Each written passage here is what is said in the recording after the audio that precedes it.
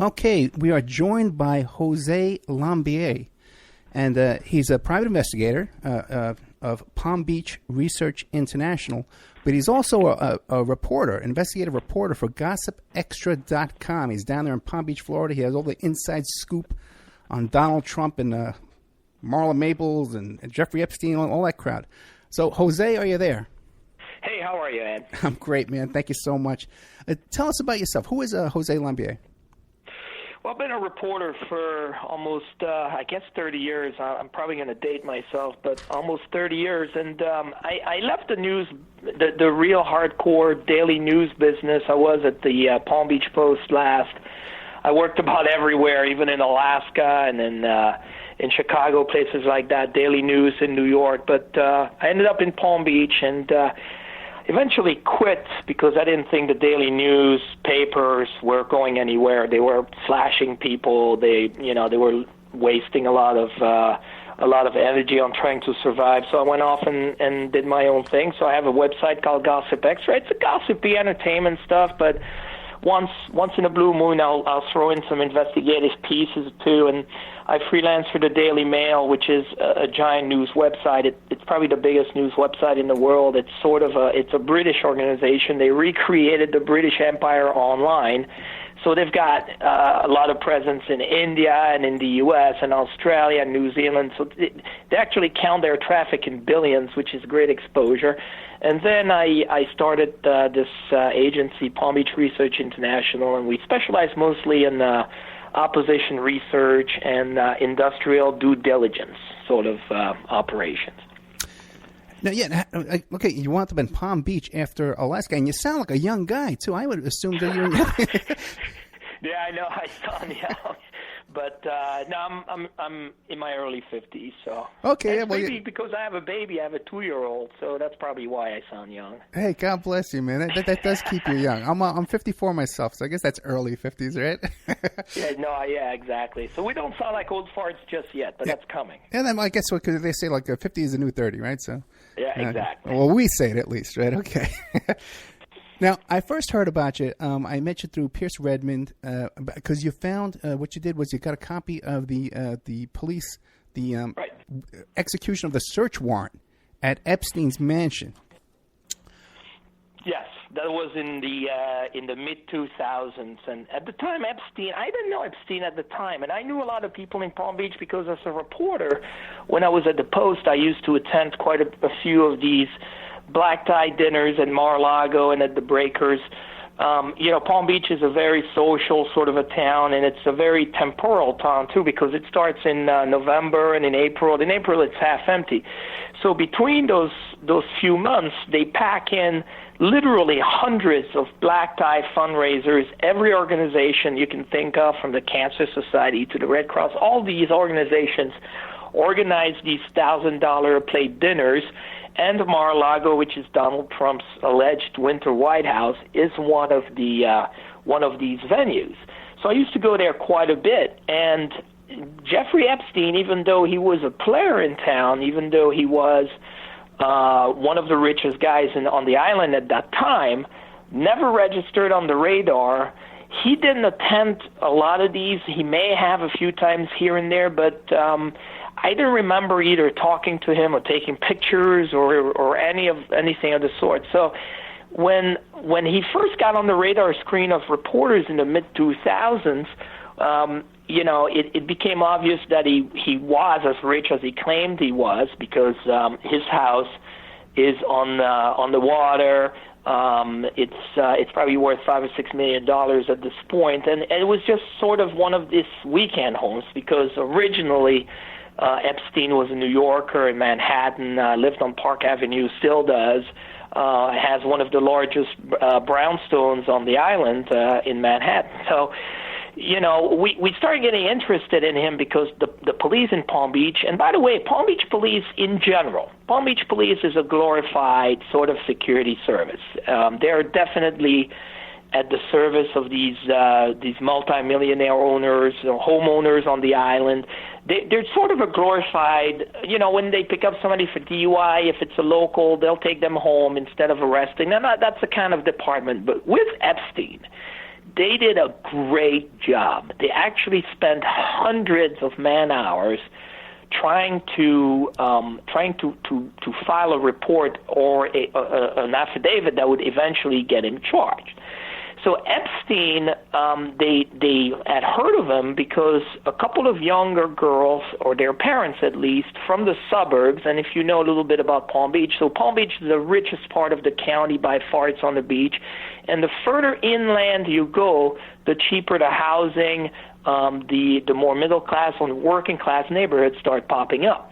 And these were some real working class neighborhoods, some kids whose families ended up trying to get these detectives to get interested in their case, which was based in Palm Beach.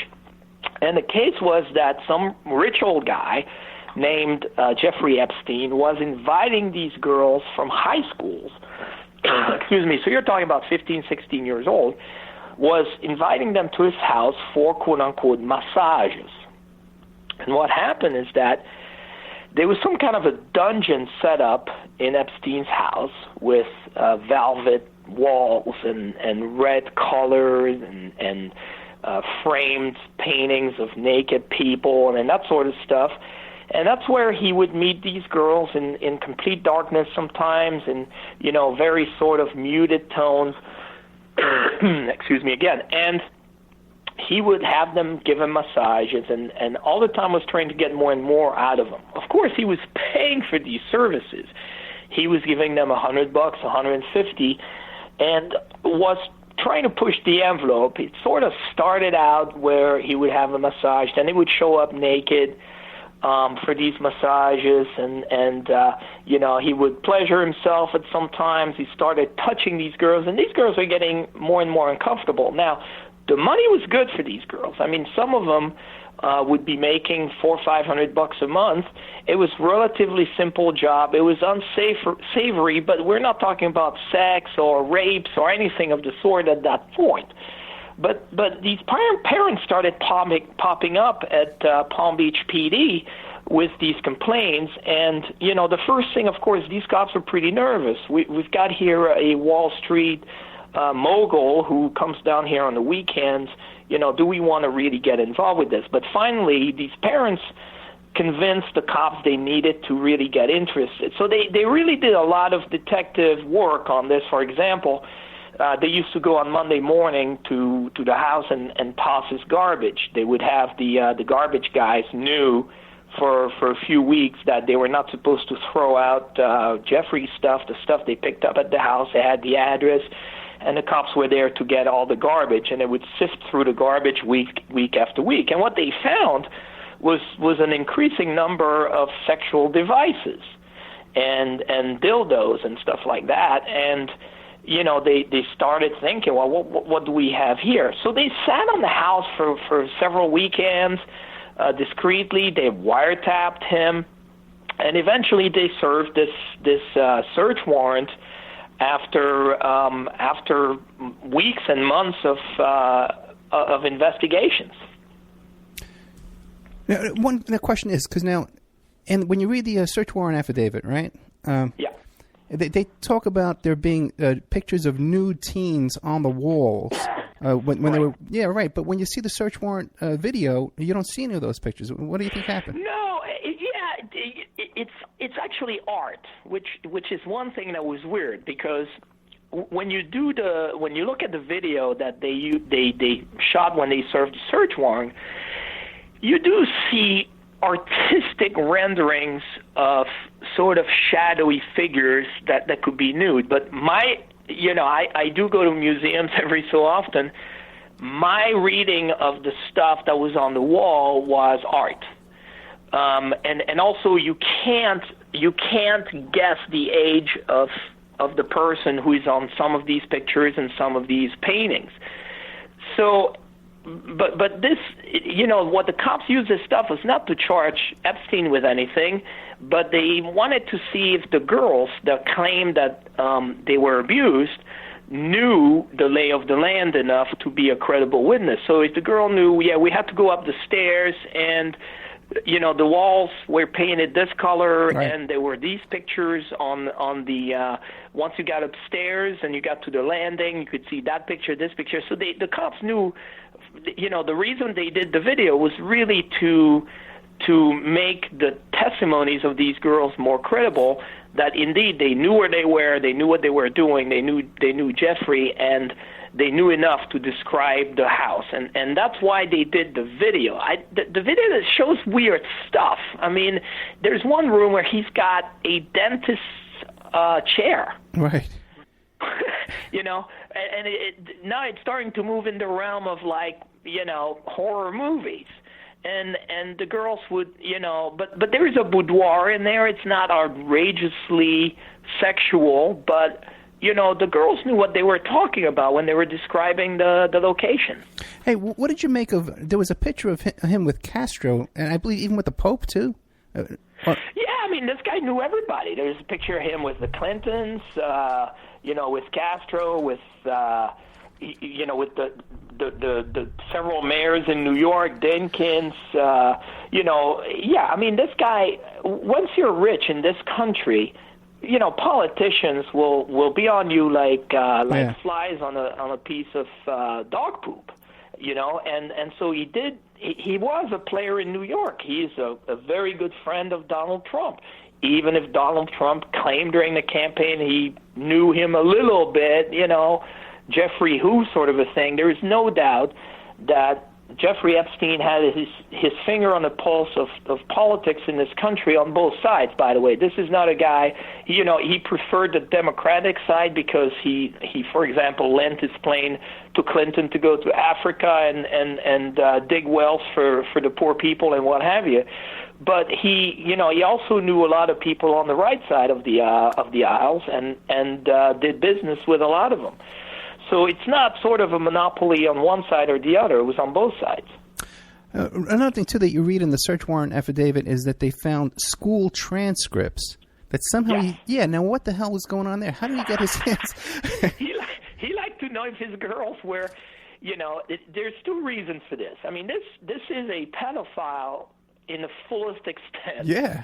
Where, he is even fascinated with mementos like these transcripts. But more importantly, he had a favorite whose first name was Virginia. I'll pass on the names. I don't think anybody needs that, but we'll call her Virginia. And Virginia actually started living there once in a while. And, he wanted to know that she was doing okay in high school and doing good grades and stuff because he promised her he was going to pay for college and that sort of stuff. I think he also talked to some of these girls about scholarships and that sort of stuff, even worse. And this is not in the affidavit, but I went to talk about 3 months ago. I went to talk to the family of a victim who by now is a grown woman, of course, but and the parents told me Jeffrey would get into his Jaguar and his Ferrari and actually drive from Palm Beach to their neighborhood.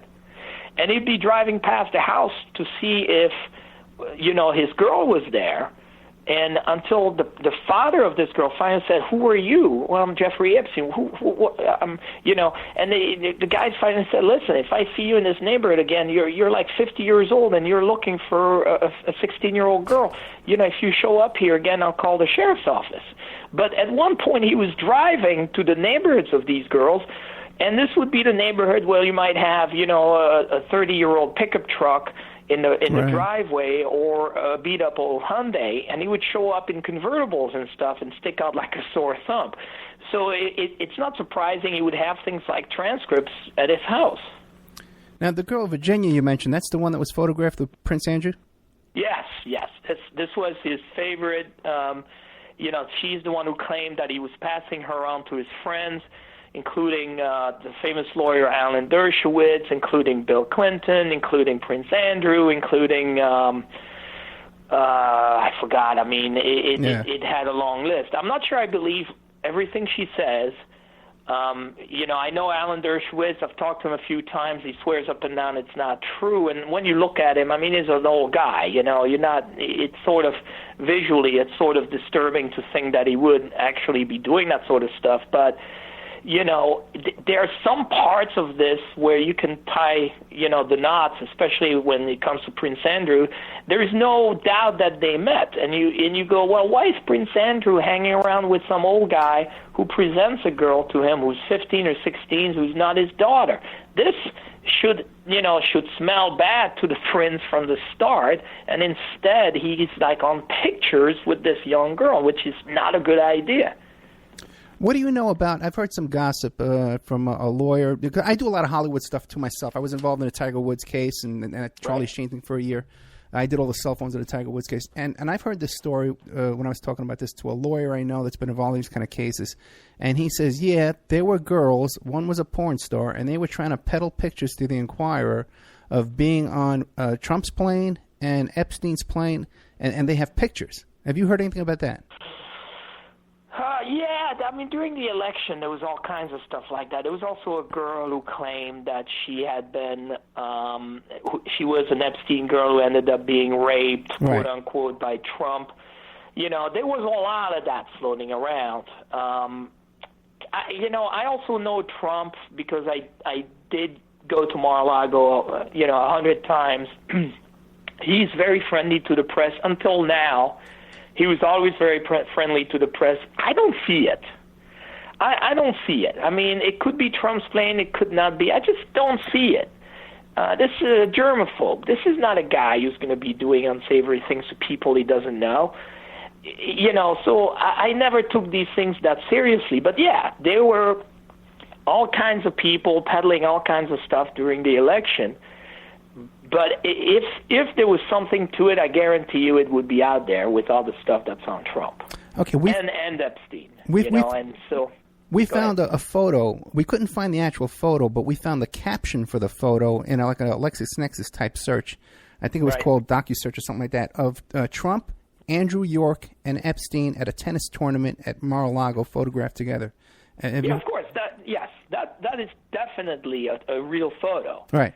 Epstein hangs out or hung out in Mar-a-Lago. There's no doubt about that. And also there's another Mar-a-Lago tie-in on this. Okay. Is that Virginia, one of Epstein's favorite girls, and not just her but two other girls, were either employed at Mar-a-Lago at that point or their family were. In other words, it's a full-fledged private club, so you've got a beach side of Mar-a-Lago where the members, and let me remind you, the members pay $200,000 to join, and then it's $15-20 a year plus the food.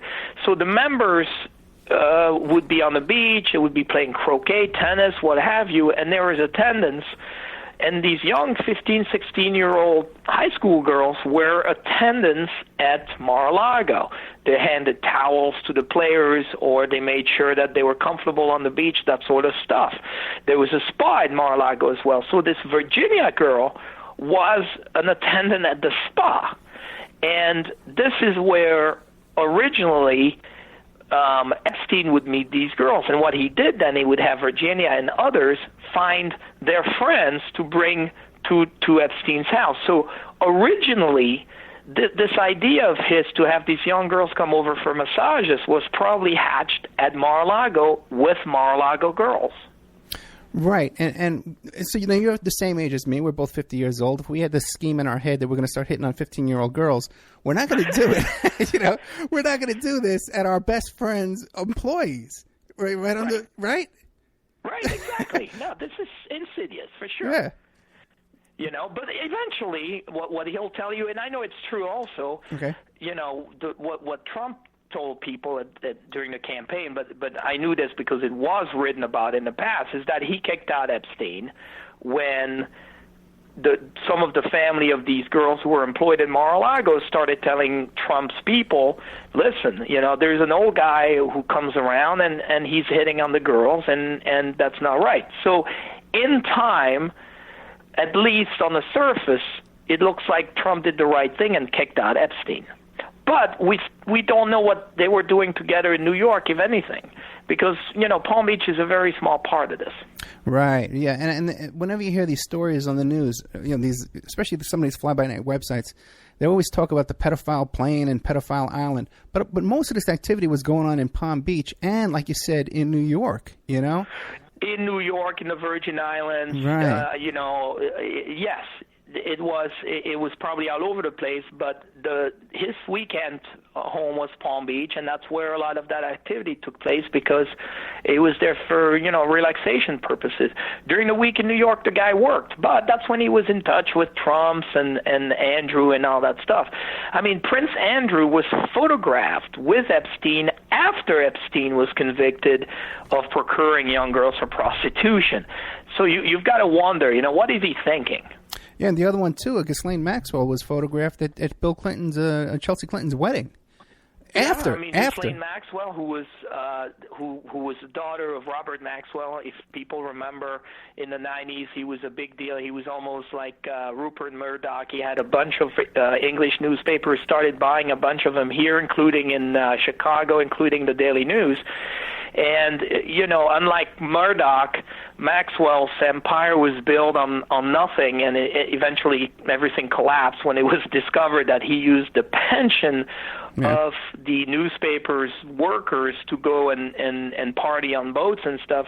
And eventually he fell off one of the boats that he probably should not have owned and drowned. But Ghislaine Maxwell was his daughter, not the hottest thing you've ever seen, but a party girl. And she was officially Epstein's girlfriend. This is who Epstein would take to parties and stuff instead of showing up with a 10-year-old. But there is also little doubt if you read the literature, on the official literature on this, that she partook in some of these activities with the younger girls. What do you make of Jean-Luc Brunel, the modeling scout who has his own background and his own history? Is he... Not much. I mean, that guy was, a very early on sort of a guy, a friend of Epstein's, the owner of a modeling agency in Miami Beach. And, look, it's not illegal or unusual in South Florida for modeling agencies to send girls to parties, to send girls to rich people's houses, sort of to lively up stuff. They don't necessarily show up to end up in a, eyes wide shut sort of situation. They show up to make contacts with rich guys, of course. They might get contracts by, exhibiting themselves, their persona, their clothes, and what have you at these fancy parties. It doesn't necessarily mean that they're showing up to be used as prostitutes. And this tie-in with, I think with Epstein was sort of an interesting aside, but I'm not sure it was a major part of the Epstein story. I think the major part of his story is him sending 17-year-old seniors from high school to recruit 15-year-old sophomores to come to his house. Yeah, but when you look at the visitor log from Epstein over there in the sheriff's jail over there, Brunel was visiting more times than you were even allowed to visit. He was there more times than there were visiting days. One day he visited twice. I remember going through that log because I'm the one who got the log years ago when I was at the Post. There were also, there was a sort of a staffer of his or sort of a woman who cooked for him and stuff, who was a Russian girl who was really hot. And this was another one of his little playmates. She showed up at the jail almost every weekend. His butler showed up at the jail almost every weekend. So, this was not a high security thing. This was a low security jail. And by the way, he only went on weekends and at night. Right. So at first thing in the morning, 7 o'clock, he would get picked up by his chauffeur, taken to Palm Beach, and he would work in his house, and then at 6 o'clock at night, the same chauffeur would drive him back to jail. I mean, what kind of a sentence was that? Yeah. And the butler you described, he actually received more jail time than Epstein did for trying to sell Epstein's little black book. Yeah, well, not only that, but he also should have ratted Epstein out. I mean, everybody was in that house with Epstein as an enabler, and they did. Indeed, you're absolutely correct. All get some kind of a sentence, including the butler. But, the butler, when he was interviewed by the police, the butler talked about, it's sort of gross. I mean, he should get the time. The butler would talk about how, these young girls would be in there with Epstein. He wouldn't be in there, but he sort of knew what was going on because he would clean up after them. Oh, my God. So he would clean up, whatever was left behind. And so, yes, the butler and everybody involved with this should have gotten a lot of time. And nobody did at the end of the day. Yeah, they all got immunity, as a matter of fact. And let's bring that up. This guy Acosta, the federal prosecutor, did you run across him down there? Of course. And listen to this. Acosta was the head of the federal prosecutor for South Florida. You know what he does for a living now? Yeah, he's a Trump... Yeah, he's a labor secretary. So, his total fumbling of the Epstein situation has rewarded him with a job in the Trump administration. I mean, this country has become a place where the more you screw up, the more unsavory you are, the worse you are at your job, the bigger promotions you get. And that's the case with this Acosta. Yeah, this is becoming a depressing interview, my friend. Okay. I'm sorry about that. I can't sugarcoat this. So, this whole Epstein situation, you still at the Justice Department in Miami, where all the federal prosecutors are headquartered downtown Miami. The word Epstein gives them a rash. I can imagine. They still don't talk about it because of how Epstein skated when he should really have been handed a 20 or 30-year sentence instead of the year and a half he served only at night. The prosecutors know very well that there was political interference with this through Acosta, and they know very well that they were prevented from doing their job by whoever made that decision in justice in D.C., and nobody up to this point has been able to figure out what happened. That would be a great, next step in the reporting on this is who told the Justice Department to lay off of Jeffrey Epstein, because there is no doubt in my mind that somebody did. Now, what do you make of the 3-page letter Acosta wrote outlining all the harassment that he was under, investigation and pressure and stuff like that? Self-serving or legit? Hard to tell. At the end of the day, he's the guy in Miami who's supposed to prosecute, nobody else.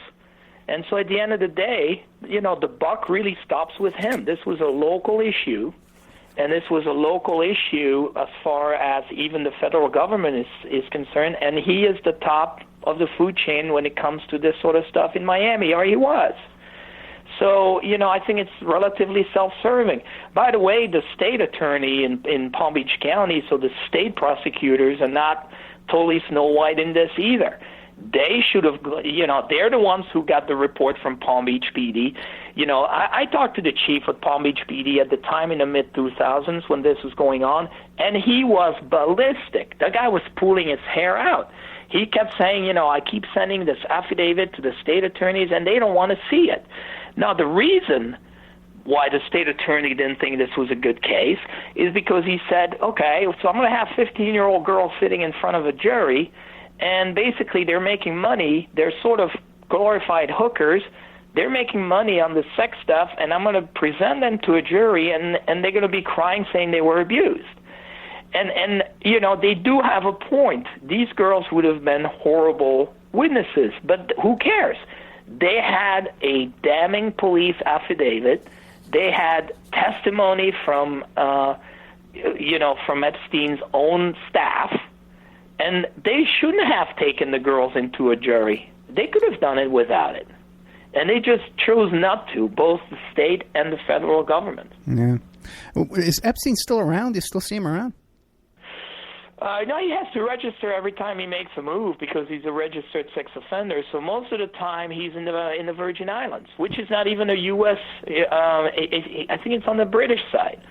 And he owns a little island there with a house on it, and it's got a bridge that goes to the mainland with a gate, so you can't even go in there.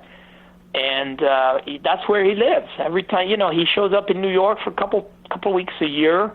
I'm not sure he's been in Palm Beach in a long time, but, his house is not for sale, so, he's got a private jet. He might show up that we wouldn't know. But most of the time, according to his registration, his sexual offender registration, he's in the Virgin Islands. Now, when Trump first showed up down in Palm Beach, he was with Marla Maples. And there's originally, yes, he was married to Marla. Now, there's that story about Marla Maples was caught on the beach near a lifeguard tower with a driver or bodyguard or something like that. No, with a lifeguard. Yeah, no, that's a real story. It's a real Palm Beach story. But yeah, I mean, Marla was,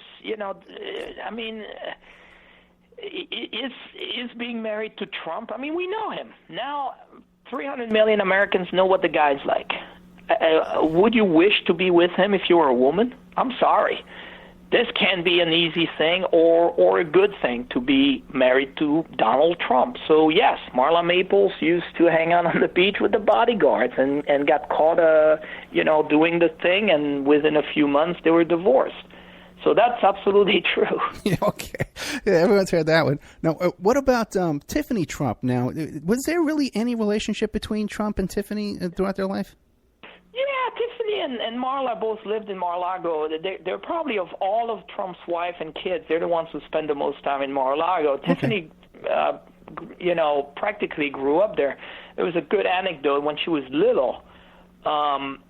She lost this little tiny nothing ring in the pool, and the pool in Mar-a-Lago is almost like an Olympic-sized pool. It's a good size. So she actually pestered the staff until they emptied the whole pool so that she could look for her ring at the bottom of the pool, and then they had to fill it up for the members, all this within a couple of days. So, yeah, Marla and Tiffany were at the time, they no longer are because they're based on the West Coast now, but they were probably the longest lasting residents of Mar-a-Lago under Trump.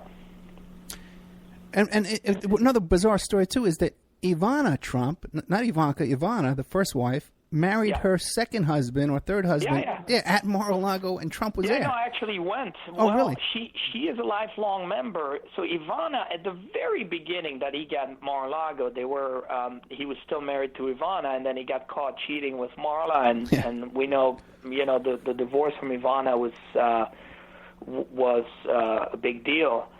So she got all kinds of goodies. So she got a house in Palm Beach on the street about 2 blocks from Mar-a-Lago. She recently sold it for $15 or $16 million. She got lifetime membership. She's got all the cash, and she's got, all the goodies. But because she's a member, she's allowed to do whatever the members do there. And, you can get married at Mar-a-Lago for as long as you're a member. So she was getting married to her fourth husband. Wow. In Mar-a-Lago. And by the way, a couple of years earlier is where Trump got married to Melania at Mar-a-Lago as well. So, they're giving good use to that venue for sure. Now, part of this investigation, the Mueller investigation, they're looking into Trump and money laundering. What do you make of that down there? You see anything down there, any signs of that? The Russians, you mean? No, before the Russians, money laundering. Well, I mean, look, there's always been weird stuff with Trump and money down here. For example, this is the money laundering, the best example of what they would be looking at in my book is the fact that Trump got this beach property in foreclosure about 10 years ago. It was owned by an old guy who was an hospice and long-term care homeowner. He had a giant network of these homes, and eventually got popped by the government for tax evasion, and actually served time in jail. So his property, which was also huge, not Mar-a-Lago but fairly big, on the beach in Palm Beach, went into foreclosure, and Trump bought it for next to nothing. And then Trump invites us, meaning reporters, to go and visit the place because he wants to sell it. Nobody had lived in there while he owned it. He owned it for 4 or 5 years. It was just sitting there, just gathering equity, and, we knew he was going to sell it, but we didn't know for how much. And then while we were there, he says, I'm going to put this on the market for $100 million. And I remember cracking up. I said, you're full of it. And people were laughing at him. He said, no, I'm going to put it on the market. So it sat on the market for about 3 years at $100 million. And from one day to the next, this Russian oligarch shows up out of nowhere and buys this house for 96 or 97 million dollars. You know, it was a huge deal at that time. It was the most expensive single-family house in the country. Now, number one, Dmitry Rybolovlev, this is the Russian's name, is, no Russians with that kind of money is clean. Any Russian that shows up with $100 million, I am sorry, is a criminal, has been a criminal, was a criminal. These are people who took advantage of the Soviet empire falling down and who, through network relation, not through hard work, through network relation, violence, blackmail, got these companies and became the owners of these companies and overnight started being the billionaire. So number one, why would anybody do business with somebody like that? Number two, that house was not worth $100 million. I visited that house. That house was falling apart. It was damp. It had all kinds of things wrong with it. Trump claimed that he did all this $1 million worth of work on it. He didn't. It was a lie. I saw that house. There is no way anybody would have spent $100 million on that house. Yet, all of a sudden, this Russian crook shows up and hands Trump a $100 million check. That's not weird? That's not money laundering? I don't know. I think, there's something you have to look into when it comes to these transactions. Yeah, I don't think he's going to survive all this. What do you make of the Russian allegations besides that one Russian? And by the way, that Russian you're talking about, he's the fertilizer guy? He's in charge of... Yeah, right. Yeah, he's the potash guy. He's the fertilizer guy. He owns, these guys came out of the old Soviet Union with billions. This country in the U.S., the U.S. now is all but who are these guys who show up here and buy these houses? And why are they allowed all of a sudden to show up here and buy these houses? And why aren't they investigated? I mean, how hard is it for the FBI to investigate Rybolovlev, for example, and tell him, you know what, you did this, and that at the fall of the wall. We don't want you in this country. It's easy to keep refugees and Syrians out. Right. Why don't you go after people who show up here with billions and you don't know where they are from? That's very true. Now, and this fertilizer guy, too, they have records of him landing his private 747 at the same locations of Trump rallies, like within, Yeah, of course. These guys, there's a lot of these Russians down here in South Florida, and nobody seems to, wonder where they're from. Oh, really? There are thousands of Russians who have moved to the Miami area, and at the time when they first show up, they were showing up with bags of cash to buy these $2-3 million apartments. Finally, somebody said, well, this is not right, so now they've got to show where their money comes from when they show up here with this. But for years, they showed up with this cash, and nobody seemed to wonder, to worry. And by the way, a lot of them bought where? In Trump buildings. Isn't that another coincidence? And these are a lot of coincidences. Yeah. The money, Trump's helicopter pilot all those years, you know what I mean? There's a lot of stuff around Trump for years and years, all kinds of allegations, the casinos and stuff. Are you familiar with this Rosneft deal that people are talking about? Rosneft and Trump and this big oil deal? No, I'm not familiar with that part of it. Okay. And any other Russian stories you could tell us about with Trump you think you might know about? No, I think, it's... No. I think that if they're not looking at these kinds of transactions, I think they're wrong, because this is where you can see the collusion. Was there collusion in the campaign? Don't know. But before the campaign, what did Trump do that was illegal, including, that involved Russians? There's stuff there, Yeah, Felix Sater and all this. Yeah, there's just. Yeah. I don't think the guy has a chance, to tell you the truth. Real quick, Adnan Khashogi. He was a big Palm Beach figure for a while. They're friends with Trump. What can you tell us about him? Never really stuck here, but came a few times with these hotties. In Mar-a-Lago, but then Mar-a-Lago, everybody goes to Mar-a-Lago, Adnan, would show, I know that at one point he did the Red Cross Ball, which is the big deal in Palm Beach every year. There's a couple of these black tie galas that stand out, and the Red Cross was always the one everybody wanted to go. So he would stay at the Breakers, big suite. Not that much, for a guy like him, but $5,000-$6,000 a night, and then hang out at Mar-a-Lago. But I don't think he was a historic figure of the Palm Beach set, even if he did show up. But very, very colorful lifestyle. Iran-Contra. Of course, yeah. He had like a private island down in the Bahamas there with his own private airstrip. A lot of allegations about him with money laundering and possible importation services. I mean, if you deal in weapons, it's got to be expected, I guess.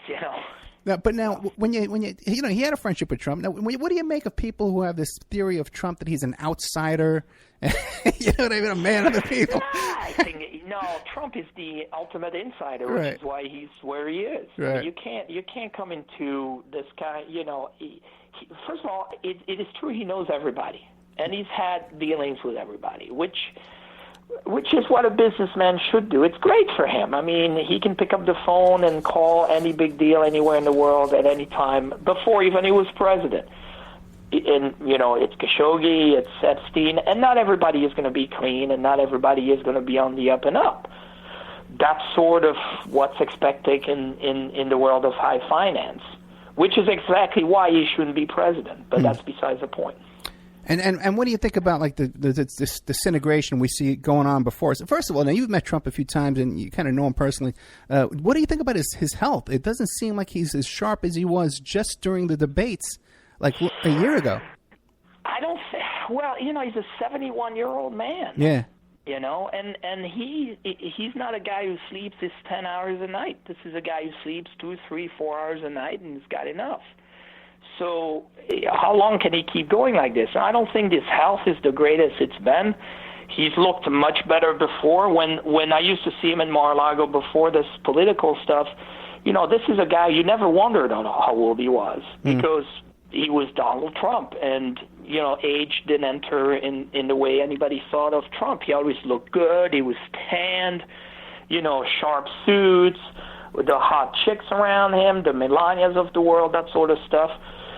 I think you have to wonder if he's not, sorry that he wanted this job. Because at the end of the day, he's got nothing to win and everything to lose, and I think he should have thought about that, What about the president? Including his health. I mean, let's face it.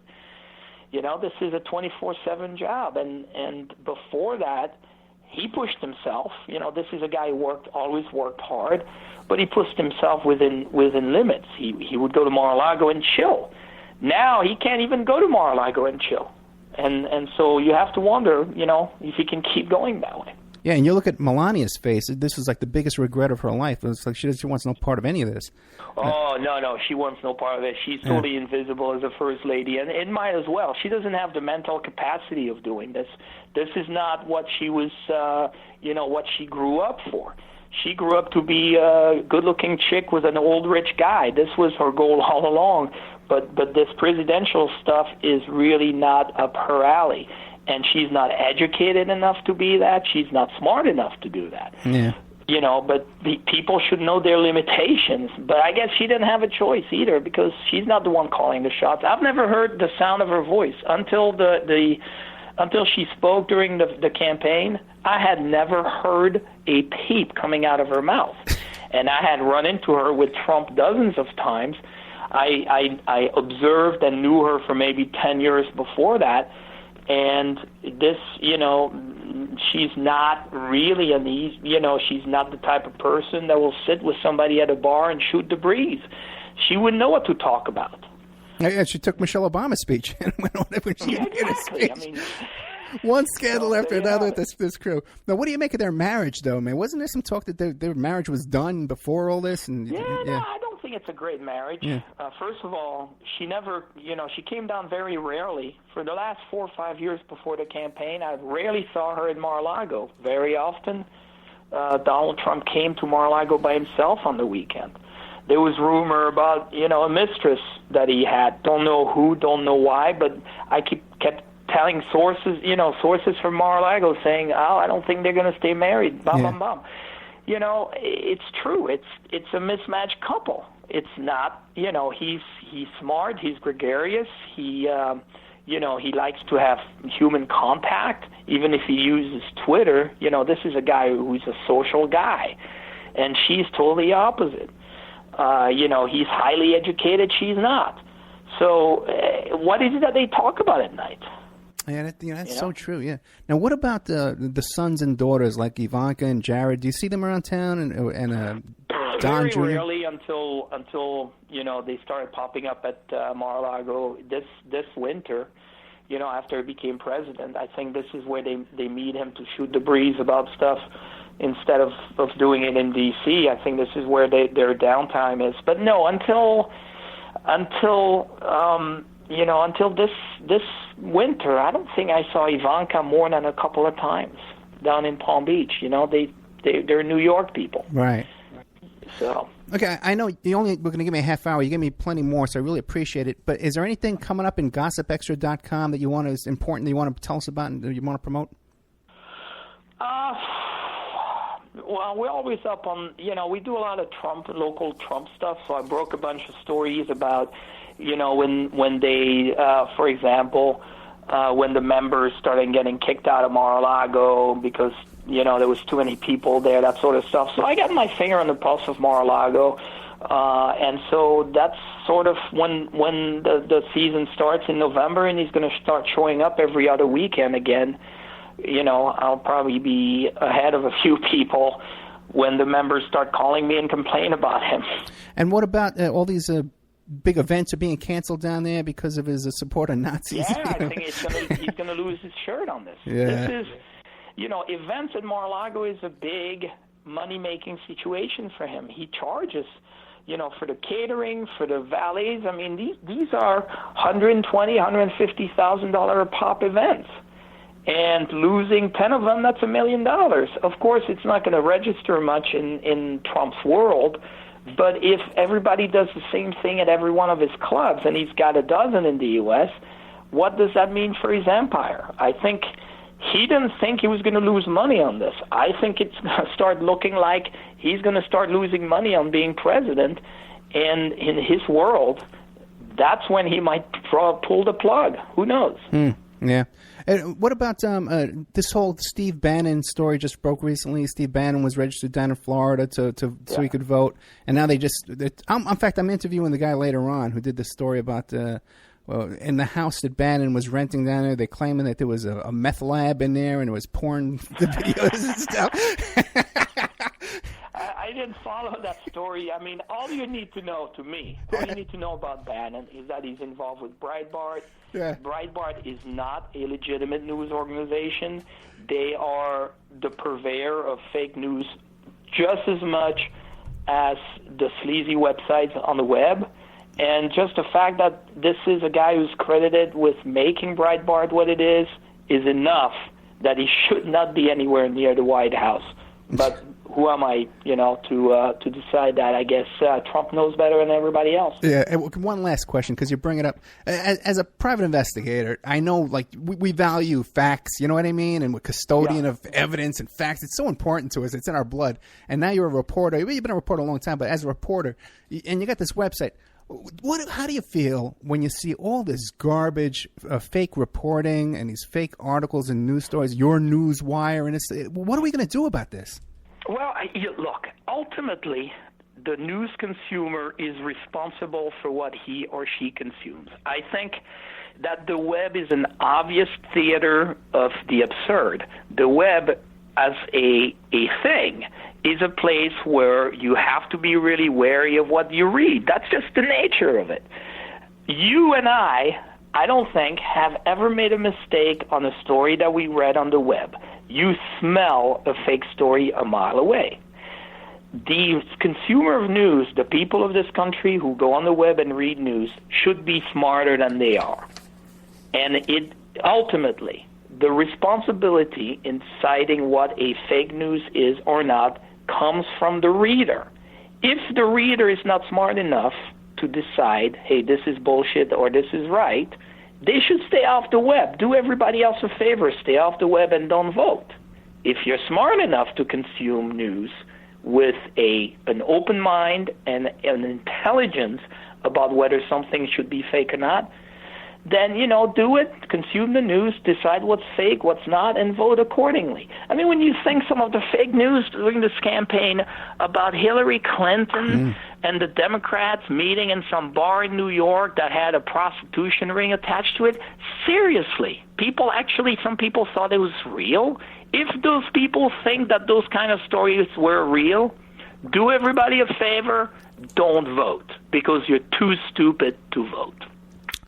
Jose Lambiet, gossipextra.com, and you could find him, too, if you need some kind of opposition research. Palm Beach Research International. Jose, if people want to get a hold of you, how do they get a hold of you? Oh, call me on my office phone, 772-231-4868, 772-231-4868. Jose, thank you so much, and thank you for giving me a little extra time. I always steal a few extra minutes, my friend. Okay. I appreciate it. Not a big problem. It was fun. Thank you. Thank you. Say bye. Okay, they had Jose Lambiet from Lambiet. It's spelled Lambiet from gossipextra.com. Learn some new stuff. Some other stuff I disagree with.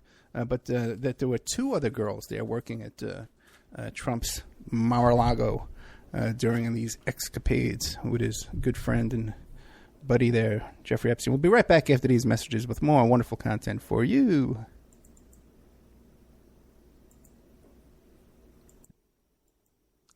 And now a word from our sponsors. Archival Revival, the Christian Film Archive, is currently paying for vintage Christian films. They are dedicated to preserving and restoring classic Christian films and media. So if you have an original prints, negatives, or other film elements of classic Christian films, or you have audio recording masters for classic Christian record albums, they want to buy them from you. So email archival.revival@gmail.com, and they're going to make you an offer. Archival Revival wants to preserve these classic Christian films so that they continue saving people for years. These films have brought people to salvation. They want to continue that. Their staff has decades of experience in handling and preserving of film elements, and they utilize the very best climate-controlled film storage facilities around the world. Contact them today at archival.revival@gmail.com.